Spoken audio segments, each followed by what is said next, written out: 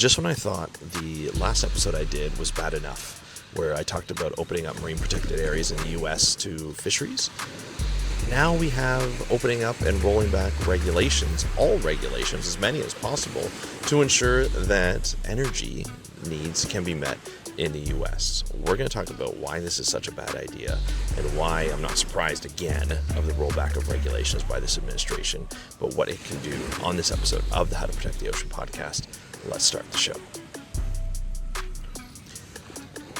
Hey everybody, welcome back to another exciting episode of the How to Protect the Ocean podcast. I'm your host, Andrew Lewin, and this is the podcast where you find out what's happening with the ocean, how you can speak up for the ocean, and what you can do to live for a better ocean by taking action. I am here out of my office and in sunny Negril, Jamaica, on vacation with my family and some friends, having a lovely time here. It is beautiful. This beach is absolutely amazing. I'll share some pictures as we go through this B-roll here as I'm talking, but today we're going to be talking about the rollbacks that have come through on the White House website, where we're talking this rollback of all regulations that have to do with impeding the development of energy needs for the U.S., including oil drilling and natural gas drilling. This has been a contentious issue for a long time. Before Donald Trump got in the first time and for a long time, there's a reason why a lot of these regulations have been put into place. The Marine Mammal Protection Act and others, a Clean Water Act, Clean Air Act, a lot of these different Magnuson-Stevenson's Act, all these regulations have been put into place to protect the environment. Because in the past, in the 70s especially, when a lot of these were put in, we started to see a decline in fisheries, we started to see in fish stocks, we started to see a decline in marine mammals in general, and even like large sharks and so forth. So putting together all those protections brought back sharks like the great white shark, brought back a lot of the fish that would ensure that sea lions were able to be fed and marine mammals were able to be fed and they could prosper. And that's what brought the great white sharks back along the west coast anyway. And so when we see regulations like this be rolled back, we forget the past. We forget why they were put in the first place.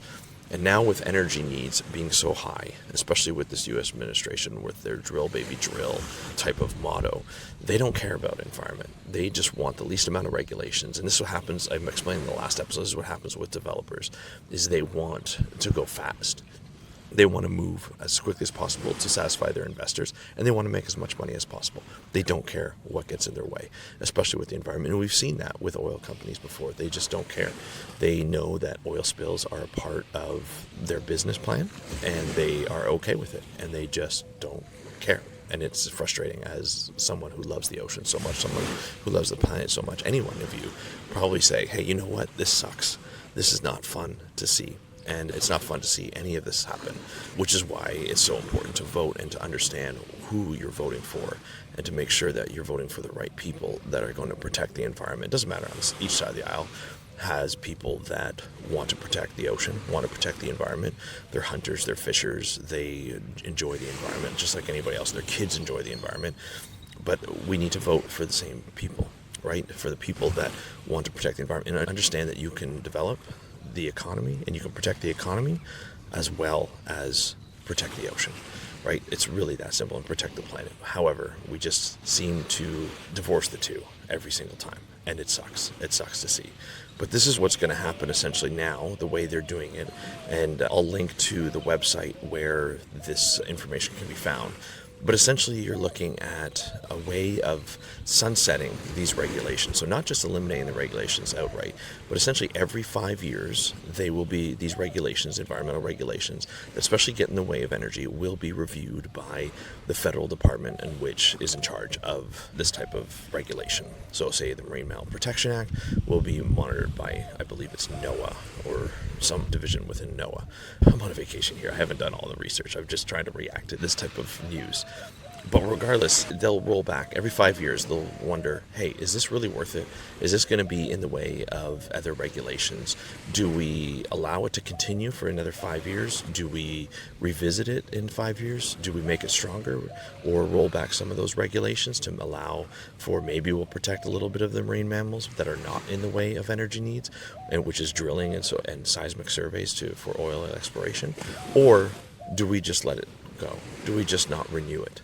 that's the case every 5 years for these environmental regulations, which is very difficult. Now, there are some stipulations. I believe the Clean Water and Clean Air Act cannot be just taken away by executive order alone. There are some legal frameworks within there, and I'm sure there's some other legal frameworks with other protections, but there are some that can be taken out through this executive order, and they will be.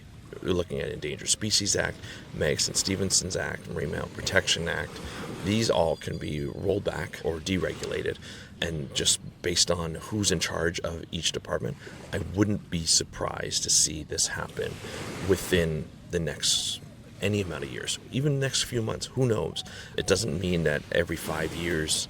I think it's a maximum of 5 years. It sounds like each of these regulations can be visited at any point within those 5 years. So, be ready to see some of these regulations go down very quickly or be reviewed very quickly within the next few months. It seems like this administration is moving very, very quickly. And guess who's in charge of looking after this? DOGE. Department of Government Efficiency, I think is what it's called. But DOGE is in charge, so they're going to lead with the department in question that has to manage the regulation, and they're going to decide whether this is going to be in the way and slow down the process of oil exploration and oil drilling. And this is what's going to happen for the next at least 4 years, unless midterms can change some things.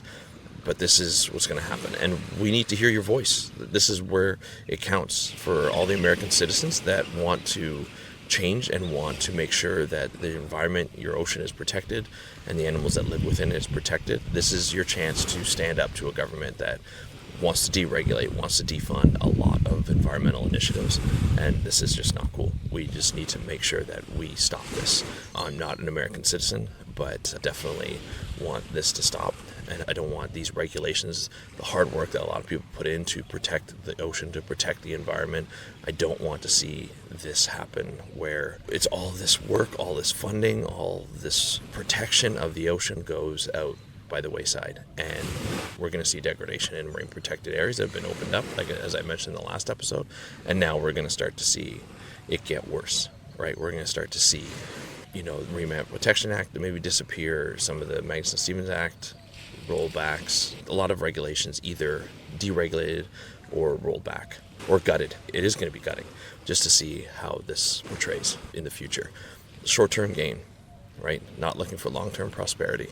And so we'll see what happens, but I'd love to hear what you think. I'd love to hear your thoughts on this. Do you think that we should be deregulating every one of these protections and every one of these regulations? Do you think we should get rid of them? Do you think most of them will be sunsetted after a while? They'll just be like, hey, we're done. We want to make sure we can drill. The disappointing part here is the fact that it's going to take a long time to put these acts back. That's where it becomes a real hardship, because I've seen it happen before.